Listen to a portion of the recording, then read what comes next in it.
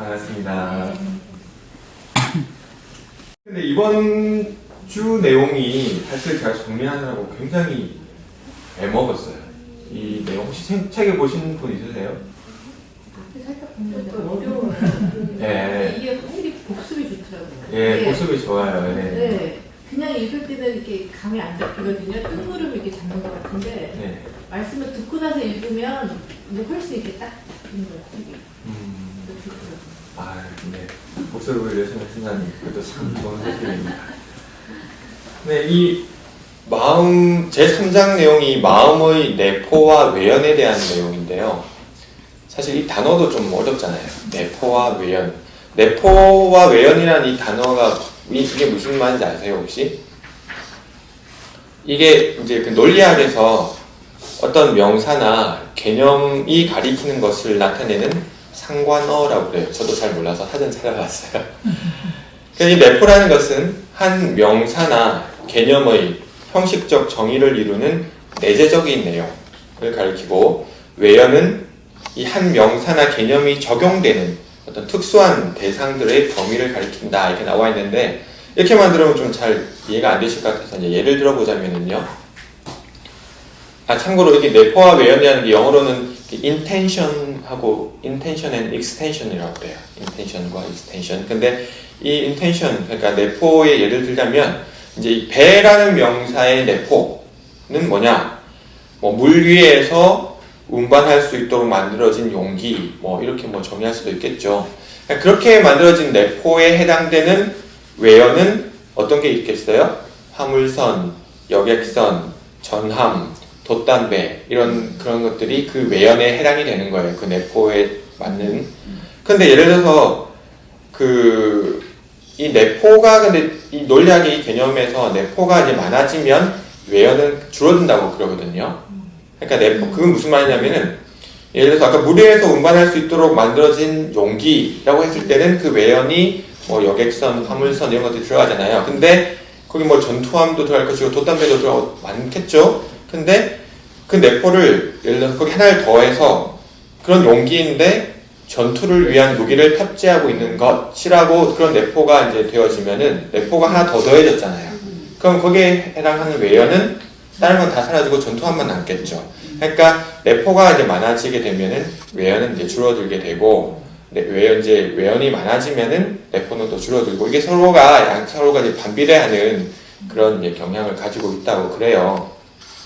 근데 이 내포와 외연이라는 개념을 왜 쓰셨을까 생각해보니까 조금 이제 저도 사실 그런 논리학적 이런 것들이 좀 많진 않아서 좀 개념이 오히려 좀 복잡하게 느껴지는 면도 있긴 한데, 이 마음이라는 부분을 굉장히 추상적으로 우리가 생각할 수가 있잖아요. 그래서 이제 앞에 저번 시간에는 그 마음의 1차원 모습, 2차원 모습, 3차원 모습 이렇게 해서 또 밝혀주시기도 하고 했지만은, 그것을 자칫 그냥 추상적으로 그냥 넘어갈 수 있는 부분들, 그래서 좀 깊이 알려고 하지 않다 보면은 이게 더 가면 갈수록 복잡하게만 느껴질 수가 있거든요. 그래서 이 정말 그 마음이 갖는 그 마음에도 여러 가지 내포가 있을 수가 있는데, 그 내포는 무엇이고 그 내포에 해당되는 외연이 무엇인지 한번 좀 구체적으로 살펴보자. 그렇게 해서 이 마음에 대해서 정말 확실하게 한번 정리를 하고 한번 넘어가자, 이런 뜻으로 이 장을 쓰신 게 아닌가 하는 생각이 좀 들었어요. 그래서 이 마음의 내포라는 것도 한번 생각을 해보자면요, 마음이라는 것이 있는데 그 내포에 예를 들어서 육신에 상대되는 지각 능력이다 이렇게 할 수 있겠죠. 우리가 흔히 생각하는. 그러면 그 내포에 해당되는 외연으로서 어떤 것들이 생길 수 있냐면 의식, 정신, 마음, 칠식, 정서, 영혼, 각혼 뭐 이런 것들이 거기 해당이 돼요. 그러니까 사실은 우리가 마음이라고 하지만 거기에 대해서 쓰여진 단어들이 굉장히 많이 있거든요. 그런데 여기 또 그 내포에 하나를 더해서 육신에 상대되는 지각 능력인데 그 지각 능력의 바탕이 되는 것. 그러면 무엇이 되느냐? 아까 그 본문에 나와 있었는데 뭐라고 하셨죠? 영혼 또는 이제 각혼. 영혼하고 각혼 정도, 이 두 가지 정도가 그 내포에 해당이 되겠죠. 그러니까 그렇게 그 내포에 따라서 외연이 달라지게 된다. 그래서 한번 그 내포, 이 마음의 그 내포에 대해서 한번 살펴볼 텐데요. 미리 겁을 들려고 그런 건 아니고 그래도 이제 어떤 내용들이 나올 것인지 한번 열거를 해보자면 이런 단어들이 좀 나올 거예요. 오늘 공부할 내용에 진리, 성품, 식, 정서, 의지, 대령, 계령, 존혼, 생혼, 각혼, 영, 기, 질 또는 영, 혼, 백 뭐 이런 식의 이제 단어들이 나올 거예요. 예.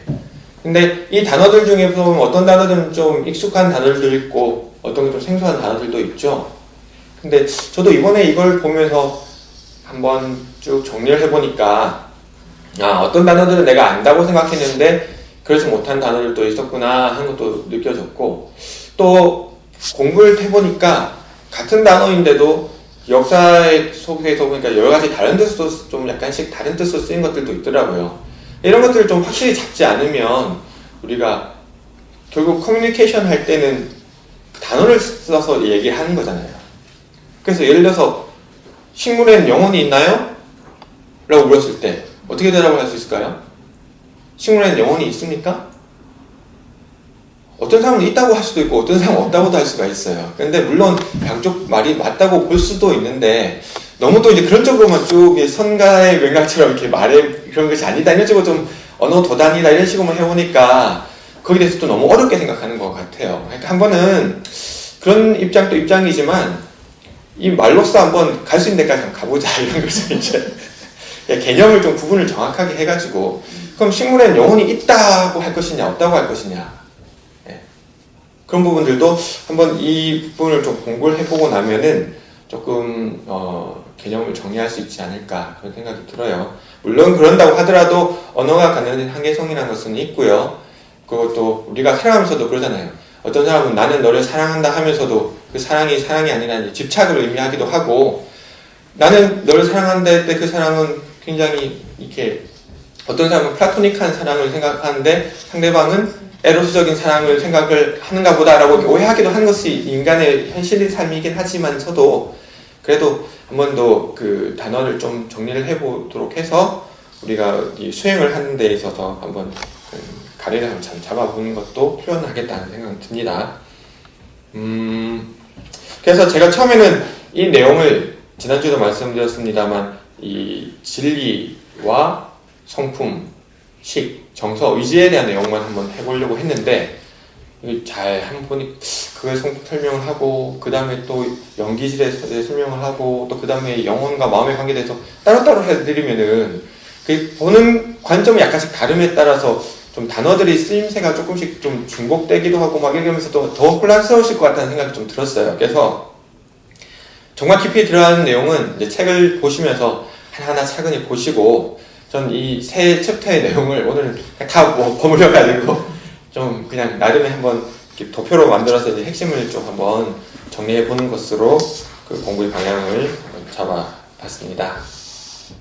자, 근데 오늘 먼저 이 표를 보기 전에 먼저 함께 한번 짚어봐야 될 문제가 하나 있는 것 같아요. 그것은 무엇이냐면은 영혼의 문제가 아닌가 합니다. 적어도 이 자리에 함께 하신 여러분들은 이 영혼이 존재한다는 사실은 알고 또 느끼며 살아가고 계시리라 생각합니다. 그렇긴 해도 이 영혼의 문제에 대해서 오랜 시간 동안 많은 사람들이 다양한 의견을 내왔고 또 유물론자나 일부 무신론자들은 이것을 부정한 사람들도 들어있는 것이 사실이기 때문에 다시 한번 이 문제에 대해서 한번 짚어볼 필요는 있을 것 같아요. 뭐 그렇다고 제가 여기서 뭐 있다 없다 뭐 이렇게 뭐 있다고 없다고 하는들 또 안 믿으실 분도 아니고 있다고 하는들 또 안 믿던 분들이 그 갑자기 믿지는 않겠지만은 이런 문제를 통해서 한번 깊이 자기가 물어보면은 결국 그 답은 자기 안에 있는 거니까요. 한번 그래서 문제를 한번 제기는 하고 넘어가야겠다. 그 책에 나온 내용 중에서 보니까 그 상사님께서 언급하신 분들이 몇 분이 있는데 그 중에 흥미로운 인물이 이름이 두 명이 있었어요. 한 명은 이제 이안 스티븐슨 박사라는 사람, 1918년에 태어나서 2007년에 생을 마감한 분이신데 이분이 쓴 책이 그 전생을 기억하는 아이들이라는 책이 있대요. 애도 또 찾아봤어요. 저는 또 이제 항상 근거를 찾아보니까. 그래서 그 책에 보니까 영어로는 The 20 Cases Suggestive of Reincarnation 이라는 책이 이제 그것이 이제 번역이 된 거예요. 상하본으로 해서. 이분이 그냥 학자라 이 연구를 진행하는 데 있어서 나름 굉장히 철저하게 몇 가지의 이제 가능성들을 두고, 예를 들어서 이런 전생을 기억한다는 아이들이 어쩌면은 어떤 이윤을 목적으로 하는 것일 수도 있다. 또는 나는 기억은 못하지만은 그 전에 만났던 적이 있었던 것이 의식적으로 남아서 그럴 수도 있다. 또는 뭐 이런 것들이 정말 어떤 초능력이 있어가지고 원래 있는 것을 뭐 바라보는 능력 때문에 그럴 수도 있지 않겠느냐, 뭐 이런 가설. 또는 어떤 그 종족에 한해서 이렇게 전해오는 어떤 그런 집단 무의식, 그런 것들의 발로가 아니냐 하는 뭐 이런 것들의 여러 가지 그런 것들을 전생의 기억이 아니라 전생의 기억을 착각할 수 있는 그런 것들도 이렇게 딱 정해놓고, 그런 그 크라이테리어, 그런 범주 안에서 면밀하게 검토해서 그 수천 건의 내용들 중에서 한 20가지 정도, 이거는 그래도 정말 이게 전생이 있다는 것을 확실하게 증거는 아니지만 굉장히 심도 있게 생각해 볼 만한 내용이다 라고 해서 이렇게 뽑아놓은 그 케이스들이에요. 그러니까 사실 그 연구 이제 잘 되죠. 제 책을 구입을 했어요. 또 아직 보진 않았는데 책을 딱 보니까 아, 정말 이거는 연구 논문이구나. 영어로 된 책인데 벌써 폰트나 이런 것들이 딱 보기 싫어지는 폰트예요. 그래서 전생 그걸 이제 번역을 한 것은 좀 다르게 했는지 모르겠어요. 제가 책을 구입을 해서 이제 스캔을 해놨으니까 혹시 원하신 분은 제가 빌려드릴게요. 저도 이제 그냥 틈틈이 하나씩 몇 가지 해서 혹시 흥미로운 것들이 있으면 나중에 한번 공유할까 싶기도 하고, 또 미국인들은 또 그런 것도 그 책들이 좀 프루프라고 할지 아니면 뭔가 어떤 그런 케이스들이 있다고 하면 조금 더 한 번 더 생각하지 않을까 싶어서 제가 또 굳이 또 책까지 또 샀습니다. 네. 그리고 또 한 분은 그 에드가 케이시라는 분이 있는데 혹시 아세요? 예, 굉장히 유명한 그 영매였다고 그러대요. 1877년에 태어나서 1945년에 이제 돌아가셨다고 그러는데, 이분이 쓴 책에도 그 윤회의 비밀이라는 책이 있대요. 근데 이 에드가 케이시라는 사람도 굉장히 삶이 독특하대요. 혹시 어떤 분인지 모르시는 분을 위해서 제가 짧게 얘기를 드릴까요? 이분이 목에 이제 병이 있었대요. 이제 왜냐면 그 마음속 책자에도 그냥 간략하게만 나와 있어가지고 제가 그냥 따로 찾아봤는데, 그 목에 병이 있어가지고 말을 못하는 거예요. 쟤는 말했었는데 어떤 계기로 어떤 병을 앓게 되면서 여기 후두 쪽에 이쪽에 문제가 생겨가지고 성대에 문제가 생겨서 말을 못하게 됐어요. 근데 그 사람이 어떤 계기로 최면 치료하는 사람을 만나게 됐는데, 최면 치료 중간에는 말을 하는 거예요. 근데 최면이 끝나고 나와서는 말도 못해. 그래서 그게 참 이걸 어떻게 해결하나 그게 고민이었는데, 우연찮게 그런 또 다른 그 얘기를 듣고는 다른 그 레인이라는 이름을 가진 그 최면술사가 자기가 한번 해보겠다. 그래서 그 사람을 만나서 이제 최면 치료를 하는데, 최면 치료를 하는 그 과정에서 그 전에 만났던 사람은 이제 깨어나면은 당신은 말할 수 있습니다 이런 암시를 줬는데 그 암시가 안 통했던 거예요. 보통은 그런 것들이 좀 많이 통하는데, 왜 이제 뭐 당신은 깨어나면은 뭐 어떻게 뭐 에너지를 느끼고 뭐 이런 그런 암시를 주잖아요. 근데 이제 말했으니까, 최면 상태에서는 잘 했으니까 깨어나면 할 것이라는 그 암시를 줬는데도 안 되니까 이거는 안 된다 했는데, 그 레인이라는 사람은 어떻게 했냐면은 그 최면 상태에서 스스로의 몸 상태를 한번 보라고 그런 거예요. 진단을 해봐라. 니 지금 몸에 뭐가 문제냐? 그랬더니 그 케이시가 최면 상태에서 여기 지금 거기 신경이 마비가 돼서 그 부분에 혈액 공급이 원활하지 않아서 그게 긴장이 되어 있는 상태라 그래서 말 못하는 상태다. 거기에 집중을 해서 그 혈액 순환이 원활하게 해주면 말할 수 있다. 그럼 그렇게 한번 해보도록 해라. 그렇게 하고 나서 이제 깨어나니까 말이 되는 거예요. 그래서 자기 병을 치료를 했어요. 그 이후로도 한 번씩 말이 안 나올 때는 그렇게 또 최면 상태로 들어가서 스스로 보고 그렇게 해서 치료를 했대요. 근데 그것만 끝났으면 이 사람이 그렇게 이름을 안 알렸을 텐데, 그 이후에 어떤 일이 있었냐면은 최면 상태에서 다른 사람들의 병을 또 치료를 해주게 돼요. 근데 이것이 그냥 다른 뭐 무당들처럼 그냥 막 해서 치료했다 이렇게만 됐으면 또 그렇게 또 뭐 무슨 그런 미신이 있어 이렇게 했을 텐데 그런 게 아니라 이 사람이 했던 것은 진단만 한 거예요. 진단. 원격으로 진단을 한 원격 진단을 한 거예요. 누가 이제 아프다고 했을 때 그 최면 상태에 들어가서 그 사람이 멀리 떠져 있는 그 사람의 상태를 보고 이 사람은 이런 상태가 있고 어디 문제가 있고 이러니까 거기를 치료해 봐라. 그리고 이제 의사한테 가서 그렇게 얘기를 했더니 진짜 그렇게 맞아서 그래서 의사들도 몰랐던 상태에 대해서 알게 되고 그러니까 거기에 대해서 집중해서 치료를 하니까 호전이 되고 이러니까 정말 이거는 어떻게 설명을 할 수가 없는 거죠. 그래서 이제 그 사람이 굉장히 이렇게 유명해졌다고 하는데 이 사람이 그래서 쓴 책들이 여러 개가 있는데 그 중에 그런 윤회의 비밀이라는 책이 또 있다고 그래요. 그래서 그런 책들도 물론 이제 하나의 그런 윤회, 전생, 어떤 영혼의 문제에 대해서 한번 깊게 성찰해 볼 수 있는 하나의 어떤 그런 계기, 단초가 될 수 있을 것 같고 또 제가 또 흔히 하는 얘기들 중에서도 우리가 그런 일란성 쌍둥이라도 타고난 탤런트가 다른 경우들이 있는 경우가 종종 있다고 그러잖아요. 그런 것들은 어떻게 설명할 것인가? 단순히 어떤 그런 그 부모로부터 같은 DNA를 물려받았다고 해서 그대로 이렇게 발견이 되어진 것이냐? 아니면 DNA 외에 또 다른 어떤 그런 정보, 우리가 얘기하는 업식 이런 것들을 저장하는 무엇인가 있는 것으로 봐야 되지 않느냐? 이런 것들. 또는 또 아주 어릴 때부터 특별한 재능을 보이는 아이들은 왜 그런가? 이런 현상이잖아요, 그거는. 그죠? 그거는 없는 게 아니라 지금 벌어지고 있는 현상이잖아요. 그렇다면 우리가 한 번쯤 깊이 성찰해 볼 필요는 있을 것 같아요. 자동차가 예를 들어서 길에 굴러가요. 그냥 굴러가는 게 아니라 막 운전을 해서 이제 가요. 왼쪽으로 갔다가 오른쪽으로 갔다가. 그 자동차를 봤으면은 여러분은 어떻게 생각하겠어요? 굉장히 썬팅이 진하게 있어서 안에 안 보여. 그 안에 이게 운전자가 없다고 생각하겠어요? 뭔가 운전하는 게 있다고 생각하겠죠. 그게 사실이잖아요. 아니면 무인 자동차를 하더라도 그것을 컨트롤하는 뭔가가 있다는 건 알 수 있잖아요. 그 현상을 보고. 그죠? 근데 그 무인 자동차가 나오기 전에는 사람이 있었을 것이다라고 분명히 알았을 것이고, 이제 무인 자동차가 이제 나오기 시작하면은 사람이 되었든 무인 자동차가 되었든. 근데 중요한 것은 무엇이다? 그 자동차가 그렇게 움직이게끔 컨트롤하는 뭔가가 있다. 꼭 바라보는 것이 그게 이제 지각을 가진 우리들이 할 수 있는 것들이잖아요. 그게 통찰력이라고 하는 거죠. 그런 것들이. 그러니까 이런 현상을 볼 때 그 현상을 통해서 우리가 현상 이면의 것들을 볼 수 있어야 되겠다. 그래서 이러한 영혼이라는 것이 보이지는 않지만은 존재하는 것이고 이것이 이제 윤회에 전생하여 이제 몸을 받게 되는 그 주체가 되어지는 것인데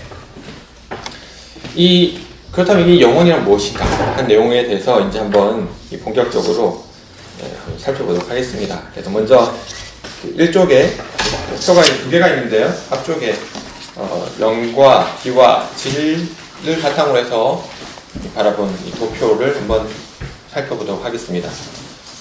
이 내용은 아까 읽었던 그 원리편 13장의 본문 내용과 그 연계를 해서 보시면 이해가 쉬우실 것 같아요.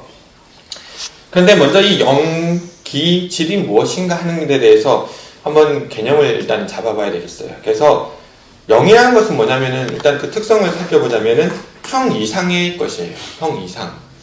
그러니까 이 모든 형상으로 나타나는 것 그 이전의 것. 그래서 언어 도단이다. 말로는 표현할 수 없는 그 무엇이다라고 우리가 정의하는 그것이 이 영이에요. 그래서 질은 무엇이냐?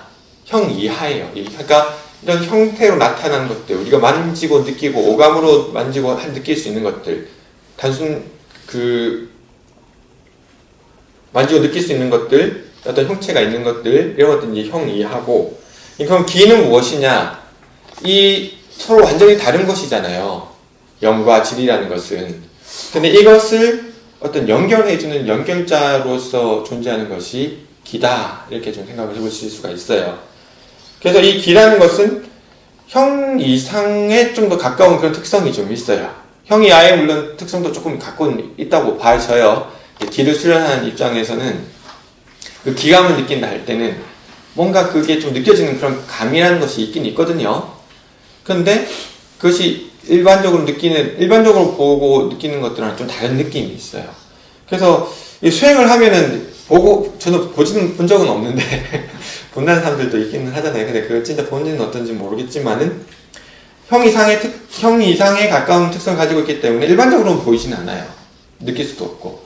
그런데 수행을 하거나 어떤 단련을 하면은 그것도 뭔가 느낄 수 있는 어떤 그런 것들, 그런 성격을 가진 게 이제 기다라고 이제 표현을 할 수가 있어요. 이 영기질의 관점에서 보면 본문 말씀에 다시 한번 정리해 볼게요. 그래서 정삼종사님께서 뭐라고 하셨냐? 영이라는 것은 만유의 본체다. 또 영원 불멸한 성품자리다. 이것이 영이라고 하셨어요. 기는 만유의 생기다.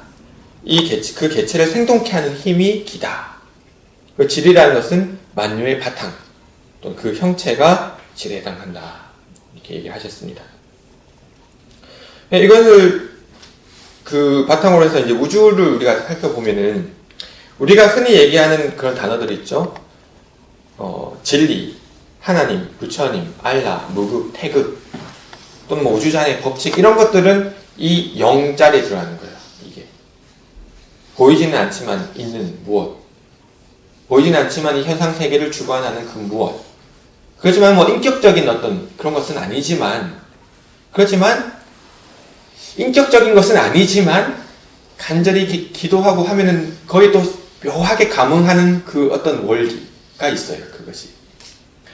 그러니까 우리가 간절히 바라고 하는 것에 감흥을 하니까 사람한테 뭐 달라고 하면 주는 것처럼 어떤 그런 인간이 가진 식을 가진 존재다라고 과거에는 생각을 했던 적도 있지만 꼭 그런 건 아니에요. 그런 건 아닌데 인간과 같은 식을 가진 그것은 아니지만 그 대령으로서 존재하는 그것이 있어요. 뭔가가.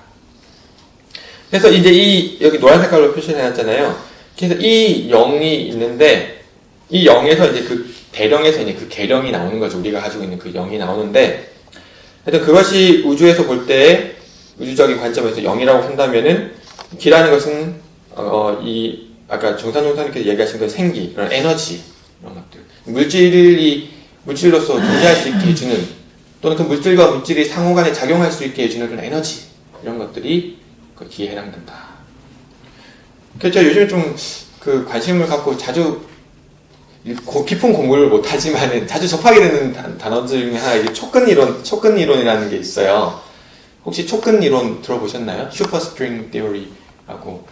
그래서 이게 뭐 그 에드워드 위튼이라는 사람이 이걸 제2차 아주 혁명을 일으켰다고 하는데, 1차 촉근 이론의 1차 혁명은 뭐였는지 잘 모르겠어요. 근데 이 사람이 지금 현재도 생존하는 사람인데, 아인슈타인 이후에 하여튼 최고로 천재라고 불리는 사람이래요. 일반 사람의 생각관이 넘어서나 봐요. 노벨상은 못 받을 거라고 그래요. 왜냐면은 아인슈타인도 노벨상은 못 받았다고 그러대요.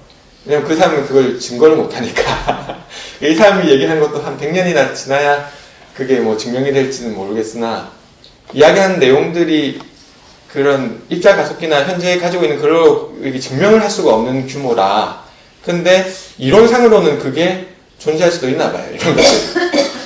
어쨌거나 그 사람이 얘기하는 그 촉근 이론에 보면은 모든 만물의 물질의 근원이 이제 우리가 어떤 입자라 생각하잖아요. 어떤 그 아주 조그만 뭔가. 근데 그것이 점의 형태로 되어 있는 것이 아니라, 그러니까 점이라고 하는 것은 0차원이라고 했잖아요. 그것이 아니라 1차원의 어떤 끈의 형태를 띠고 있다. 근데 끈이라고 해서 우리가 볼 수 있는 끈은 아니라 굉장히 작겠죠. 근데 그 끈이라고 하는 것은 그것이 갖는 어떤 그 진동수가 있대요. 그래서 그 끈이 있으면 이렇게 파동을 이루잖아요. 그 파동을 이루는데 그 파동에 따라서 다양한 물질을 구성하게 된다는 거예요. 그래서 그런 이론인데, 거기서는 그렇다면 이것은 이제 질에 해당되는 촉근일 것이고, 그 슈퍼스트링일 것이고, 그리고 그 기에 해당되는 것은 그 진동으로 나타난 그 에너지겠죠. 그것이 갖고 있는. 근데 거기서도 보니까 0이라는 건 개념에 대해서는 없어요. 근데 과학이다 보니까. 근데 저는 그런 질문을 하는 거죠. 그렇다면 무엇 때문에 그런 특정한 슈퍼스트링은 특정한 어떤 진동을 갖게 되느냐. 그러면 무엇 때문에 그게 슈퍼스트링이든 뭐든 간에 이것은 컵으로서 이렇게 있고 나는 나로서 있고 마이크는 마이크로 있고 자고 일어났는데 갑자기 그냥 저 경종이 강아지로 변해있고 이런 거 아니잖아요. 그것이 사물이 그 사물의 형태를 유지하도록 하는 그것이 있단 말이에요. 그 원리가. 그것이 오늘 하루아침에 그냥 확 바뀌는 것이 아니에요. 그런 성품이란 것이. 그 갖고 있는 내재하는 성품. 그래서 그것이 어떤 그 상태로 있게 해주는 그 무엇. 그거에 대해서 언급은 안 했지만 그것이 있다는 것이죠, 이제. 우리가 얘기하는 그 연기질의 관점에서 보자면. 그래서 여기서 이제 물음표로 놔두긴 했어요. 그러나 그런 것이 분명히 있긴 있다. 그렇기 때문에 그 각자의 고유한 진동과 파장을 갖는 그런 형태로 나타내게 되는 것이다. 그래서 이제 컴퓨터로 보면 조금 더 쉬울 것 같아요. 컴퓨터 같은 경우에는 이제 그런 소프트웨어 이런 것들, 프로그램 그런 것들이 이제 어떤 영의 기능을 이제 할 것이고, 그리고 어떤 하드웨어가 있죠. 근데 그것만 있어도 돼요? 아니죠. 기가 있어야 돼요. 어떤 정기적인 신호가 있어져야 그 정기적인 신호가 그 이미 프로그램된 거기 바탕에서 움직일 때 하드웨어가 움직이게 되는 거죠. 컴퓨터가 됐든 기계가 됐든 간에. 또 이 연기질을 대입해서 보자면은 불교에서 얘기하는 그런 이제 법신불, 보신불, 화신불도 이런 이 연기질의 개념에 대입해서 생각해 볼 수가 있어요. 그럼 뭐냐면은 법신불이라는 것은 청정법신 비로자나불이라고 해서 이 법신불, 우리가 이제 법신불 사님이라고 하잖아요. 그 법신은 그러니까 영에 해당되는 거예요. 볼 수는 없어요. 그렇지만 모든 만유를 총섭하는 어떤 그 진리라는 거예요. 그래서 법신불이라고 하는 게 좀 어려운 것 같은 분들, 그러니까 전 처음 만난 분들한테는 뭘 믿냐? 진리 부처님을 믿는다. 뭐 이렇게 진리 이런 얘기를 좀 하기도 하는데, 그 법신불이라는 것이 그 진리의 덩치죠. 그리고 이 화신불은 뭐냐? 1100억 화신 석가모니 불이다 했는데 몸으로 나타난 부처님. 근데 이 보신의 개념이 참 애매해요. 이 보신불이라는 개념이. 저만 애매한 줄 알았더니, 제가 곰곰 학교 다닐 때 기억도 좀 더 넣어봤거든요. 근데 보신에 대해서는 조금 약간 슬쩍 넘어갔던 것 같아요. 근데 자료를 쭉 찾아봤어요. 그래서 내용이 다 그래요. 약간 조금 애매해요, 이게. 그래서 이 보신, 근데 거기서 하나 공통적으로 나오는 개념은 그래요. 이 보신불이라는 것은 무엇이냐? 보가 이제 과보할 때 그 보거든요. 과보로서 받은 몸의 부처님. 어떤 과보, 어떤 인에 의해서 나타난 거냐? 수행의 인에 따라서 나타난 과보로서의 부처님이에요. 그러니까 수행을 한 것이 수행이 쌓이고 쌓인 그 공덕이 뭉친 공덕으로서의 부처님인 거예요. 근데 이것을 그렇게 얘기하면 좀 약간 어려울 것 같아서 이걸 어떻게 대입하면 이해가 좀 쉽냐면요. 법신불은 있죠? 자, 그럼 여러분 한 분 한 분은 어때요? 화신불이에요? 아니에요. 화신불이죠? 여러분 다 화신불이에요.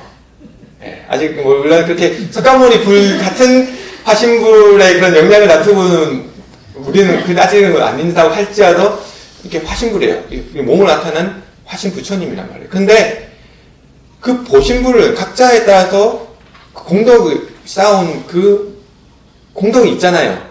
그게 뭐 이렇게 어디 드러내서 보일 수 있는 건 아니지만 그게 있단 말이에요. 그것이. 그 보신불을 이룬 사람은 어떻게 돼요? 석가모니 부처님 같이 그 삼위가 일체가 되는 거예요. 법신, 보신, 화신이. 그런데 그럼 보신의 덩치를 이루지 못한 사람은 어떠죠? 화신과 법신이 그냥 따로 노는 거죠. 이게. 그러니까 아까 뭐라고 했어요? 이 기라는 것은 이어주는 거라고 했잖아요. 근데 보신이 없으니까 어떻게 돼요? 나는 화신이라고 하고 저기 법신이 있다고 해도 그 법신의 능력을 내가 끌어다 못 쓰는 거예요. 근데 그만큼 보신이 잘 갖춰진 사람은 그런 에너지가 연결해진 그런 에너지가 있게 되면 그만큼 더 끌어다 쓸 수가 있는 거죠. 알겠죠? 그래서 이제 이것은 이제 보신불을 그런 연기제에서 기회당한 개념으로 볼 수 있겠다라고 이제 정리를 한 것이고, 기독교에서도 그런 개념이 있어요. 그래서 트리니티, 삼위일체가 있잖아요. 성부 하나님이죠. 이 하나님이 바로 그 영이에요. 영.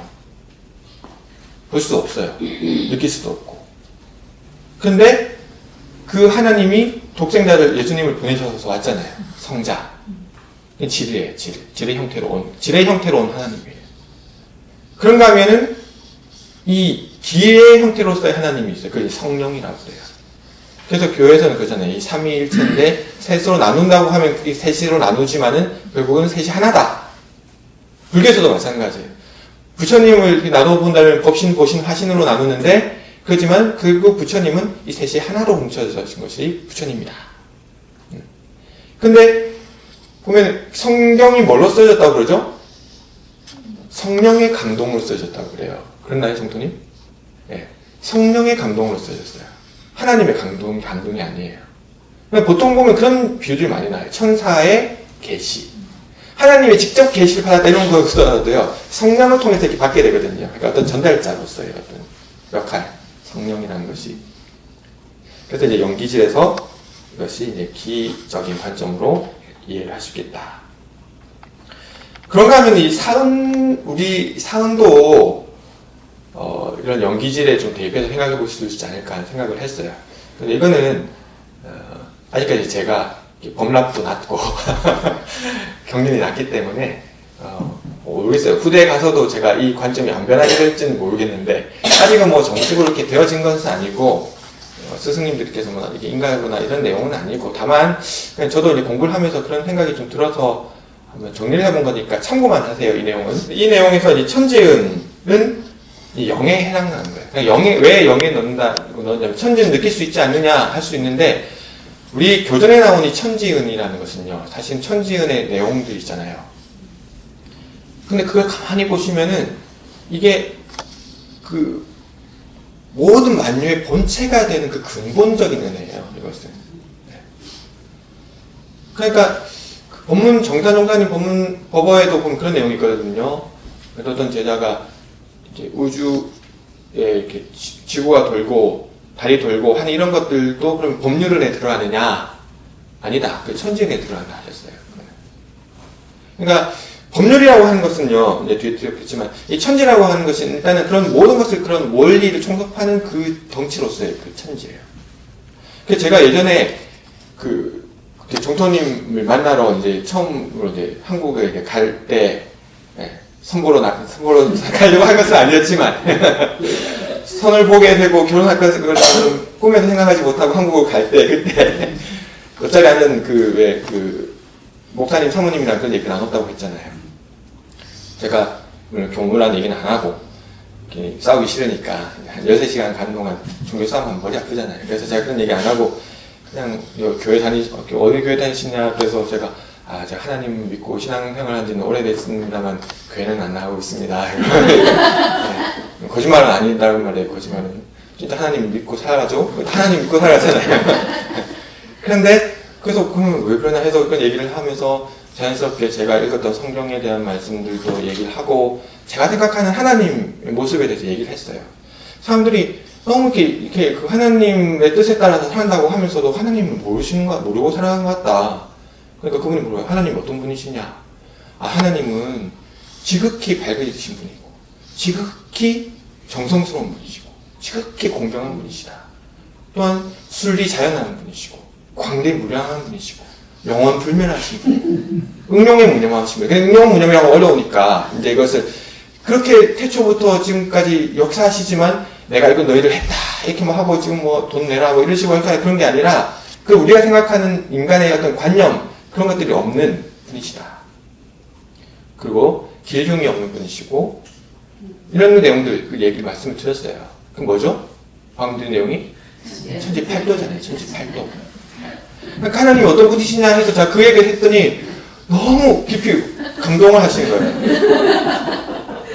요즘 같은 때 이렇게 청년처럼 신실한 믿음을 갖고 살아가는 사람이니까 예, 그분 그래서 신실한 우리는 잘 하잖아요. 예, 그 언어에서 보면 이렇게 문화가 느껴져요. 예, 신실한 믿음을 가진 청년이다.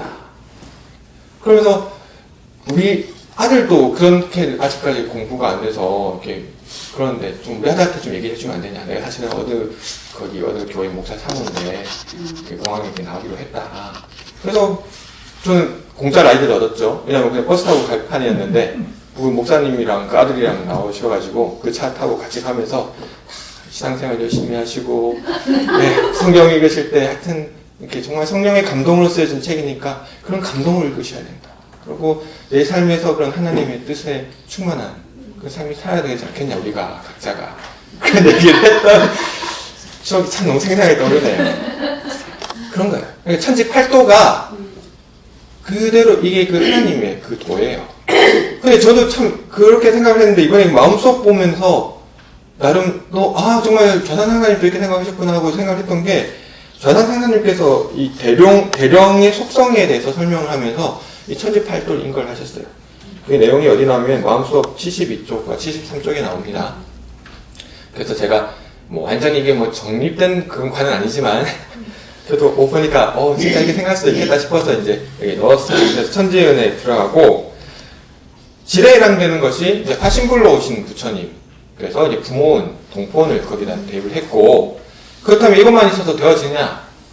사실 천지은과 부모원과 동포원이 있으면 살아는 갈 수 있어요. 살아는 가요. 근데 엄청 난잡하게 살아가겠죠.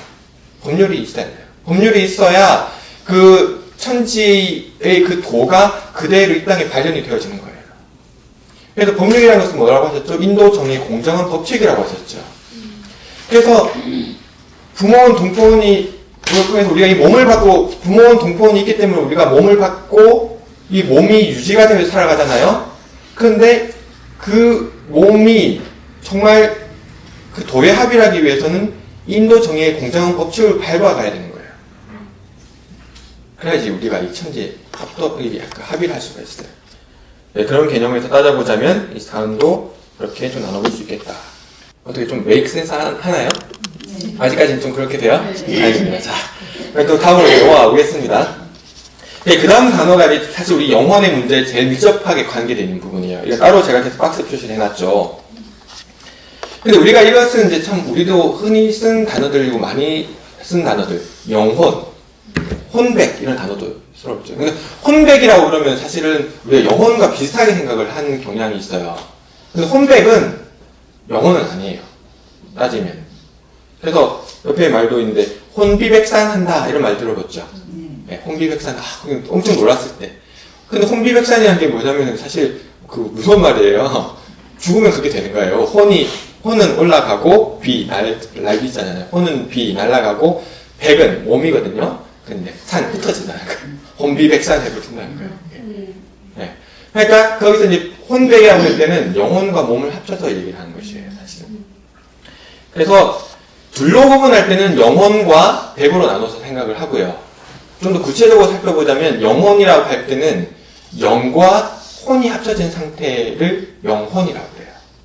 근데 그렇다고 해서 이 영혼을 아무것에나 붙이냐, 이 혼에도 보면은 세 가지로 생각을 할 수가 있거든요. 혼에 세 가지 종류가 있는데 각혼이 있고 생혼이 있고 존혼이 있다고 그래요. 그래서 이 중에서도 이 각혼은 인간하고 동물에만 있는 것이라고 하거든요. 이 각혼이 영과 이렇게 결합이 되었을 때 이것을 이제 영혼이라고 해요. 물이요, 여기도 지금 물이 담겨 있는데 저 물이나 이 물이나 물이잖아요. 같은 물이에요. 근데 저 물을 컵으로 제가 딱 뜨면 어떻게 돼요? 딱 떨어지죠. 이것이. 그렇게 컵에 담겨져 있는 이것을 계령이라고 해요. 저긴 대령인 거고 나눠지는 거죠. 근데 그렇다고 해서 그 성격이 다른 것은 아니에요. 성질이 같은 물이에요. 근데 그 담고 있는 그것이 뭐냐? 그 바탕이라고 했잖아요. 그 영혼이라고 한다고 하셨는데 그 영혼이 허령불매한 정신의 바탕이다 그러셨잖아요. 그러니까 그 영혼이 정신을 담고 있는 것인데 조금 더 엄밀히 따져보자면 그러니까 그 혼이 담고 있는 거예요. 그 혼이라는 에너지가 혼이라는 그 각혼이라는 에너지가 이 영을 담고 있는 거예요. 그래서 여기 지금 컵 안에 물이 담겨 있잖아요. 이 담겨 있는 이 상태를 그대로 이걸 봤을 때 영혼이라고 하고 또는 계령이라고 하고 정신이라고 하고 이 표현을 하는 거예요. 엄밀히 따지자면 이것이 영혼이라고 한다면은 정신은 이 안에 담겨 있는 물, 계령으로서의 그 성품, 그것이 정신이 되는 거예요. 무슨 말인지 아시겠어요? 이게 약간 어렵나요? 조금 시간을 두고 생각해볼까요? 다시 자. 물이 엄청나게 많이 있어요. 그 물이 대령이에요, 대령. 근데 거기서 하나 이렇게 묘하게 떨어져 나와요, 이것이. 어떤 기운을 타고. 거기에 대해서는 너무 깊이 들어가면 또 그러니까 일단은 묘하게 어떤 기운을 타고 떨어져 나와요. 떨어져 나오게 돼서 그 기운이 이 커브라는 기운으로서 그 영을 감싸게 되는데 그때에 이 감싸고 있는 이것을 이제 영혼, 계령, 정신 이런 것으로 표현을 하는 거예요. 따로 떨어지는 형태. 근데 이 컵이 뭐냐면은 그런 각혼이라는 거예요. 그러니까 혼이라는 것이 에너지라고 했잖아요. 우리가 흔히 혼이라고 그러면은 뭔가 어떤 귀신을 생각하거든요.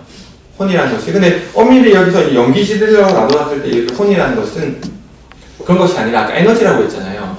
그것이 그 삶을 그대로 유지할 수 있게 해준 그 무엇. 그러니까 이 책에 혼이 있어요, 없어요? 있어요.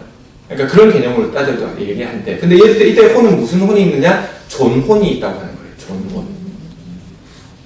혼이 없으면 있을 수가 없어요. 혼이 있기 때문에 그 아까 영이 모든 것에 다 영이 있잖아요. 영이 있는 그 형이상의 어떤 그 이데아의 개념, 어떤 영이라는 그 원리가 있는데 그것이 이 물질로 이렇게 만들어졌는데 그 이 물질들 중에서도 이 책이라는 형태로 유지할 수 있게 존재할 수 있게 해주는 그 에너지가 있단 말이에요. 그게 존혼이에요. 책으로서 존재할 수 있게 해주는 존혼이 있으니까 이게 있는 거예요. 그 존혼이 다 되면 어떻게 되죠? 이것도 분리가 돼요.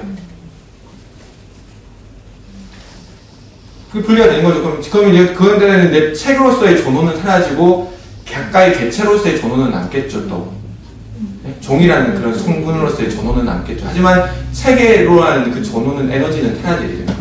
더 이상 책으로서의 에너지는 없는 거예요. 그냥 그렇게 이야기할 때는 이제 그런 혼은 있는 거죠. 모든 것에 다 혼은 있다. 근데 이게 재밌는 게 아리스토텔레스가 그런 얘기를 했어요. 모든 삶은 다 영혼이 있다. 네. 그런 개념이 와서 이것이 나중에 제가 이번에 이걸 정리하면서 이제 단어들도 쭉 찾아봤을 거 아니에요. 근데 생혼, 각혼이라는 단어가 오물교사전 찾아보니까 안 나와요. 그래서 당황을 했어요. 왜 없지? 왜 오물교사전에 없지? 다른 백과사전을 찾아보니까 이게 어디 나오는 줄 알아요? 가톨릭 사전에 나와요. 이것이 17, 18세기에 중국으로부터 들어와가지고 그 8.15 광복 전까지는 많이 쓰였던 천주교 용어, 철학 용어래요. 각혼, 생혼이라는 게. 그러니까 이제 아리스토텔레스부터 해서 그런 영혼이라는 개념이 있었으니까 모든 것에는 다 영혼이 있다. 그런데 보면은 우리가 생각하는 우리가 같은 사람 같은 영혼은 없잖아요. 그렇다면 여기 무슨 혼이 있다고 할 것이냐? 그러다 보니까 이제 식물에는 생혼이 있고 동물에는 각혼이 있고 사람에는 그보다 더 고차원적인 영혼이 있다. 이 각혼이라는 때 각자가 예. 그러니까 각각이라는 그 각자에 각이 깨닫는다는 그래? 예. 근데 여기 상사님께서 정리하신 내용에서는요, 이제 그런 우리가 인간이 갖고 있는 것을 이제 우리도 각혼을 갖고 있다고 그랬어요. 그러니까 영혼이라고 따로 안 하고, 근데 그건 제가 왜 그런지 따로 말씀을 드릴게요. 이따가. 그래서 그 각혼은 약간 이제 보면 모든 생명체는 다 영혼 백, 모든 사물은 하여튼 모든 형상으로 나타나는 것은 영혼 백이 있어요.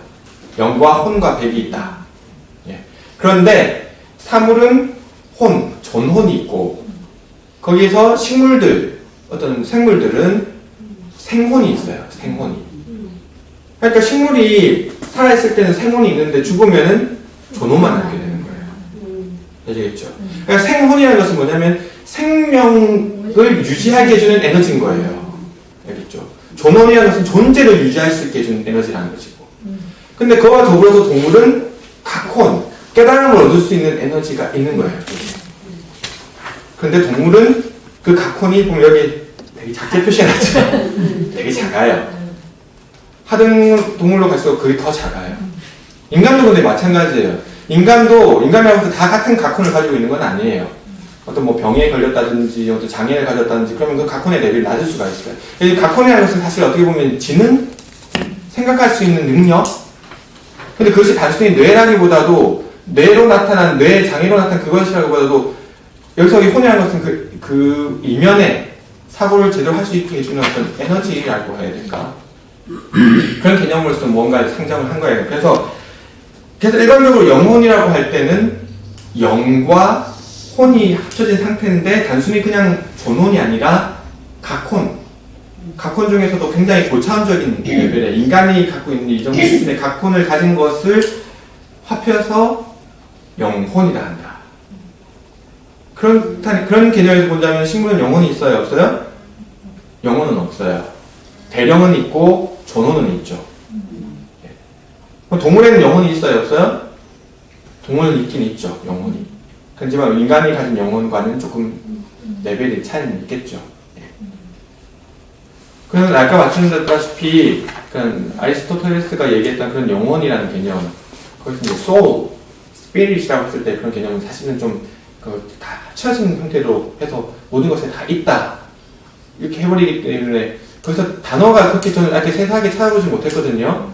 그 각혼, 존혼, 거기 해당하는 단어가 있는지 불어로는 있긴 있더라고요. 따로 두 개의 단어를 합쳐서 만들어 놓은 단어가 있긴 있었는데 근데 영어에서는 그런 건 찾아보지 못한 것 같아요. 근데 모든 것에 소울이 있다 할 때는 그러니까 영이 있다는 그런 개념인 거죠.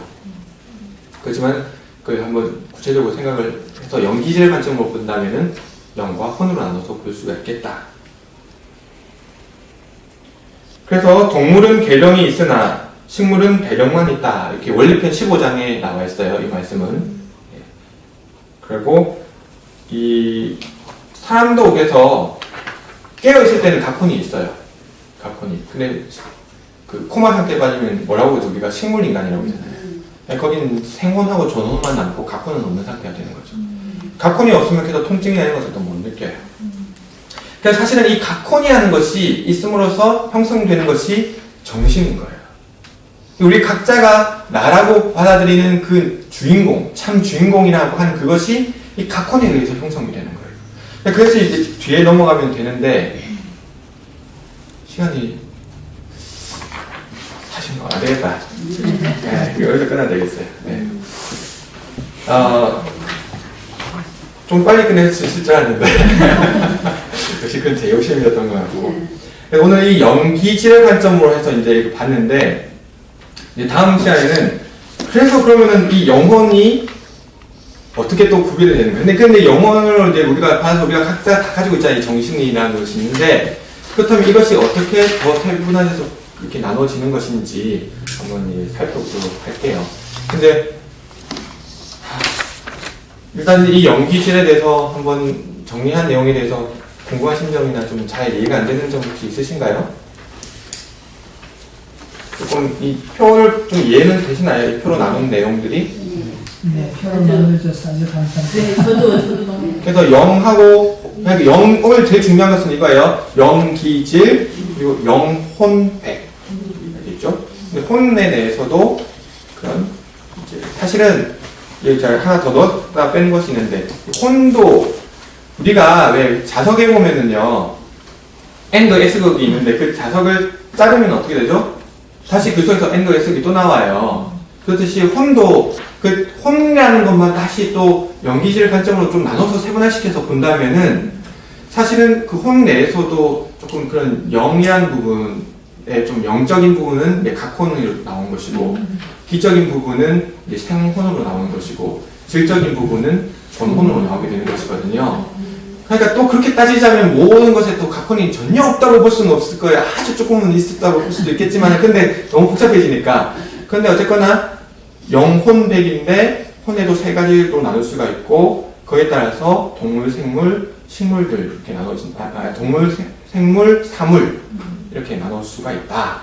그래서 우리 인간에게는 고차원적인 영혼이 있고 그 외 사물들이나 식물들에는 영혼은 없다. 인간과 동물에게는 계령은 있지만 식물이나 사물에는 계령은 없고 대령만 있다. 아시겠죠? 오늘 그거의 핵심을 잡고 이해 안 되시는 부분은 또 좀 얘기를 해주세요. 그래서 저도 좀 더 피드백을 받아서 또 자료 정리해서 하고 하면은 굉장히 좋은 공부 자료를 만들 수 있을 것 같습니다. 오늘 긴 시간 함께 해주셔서 감사합니다.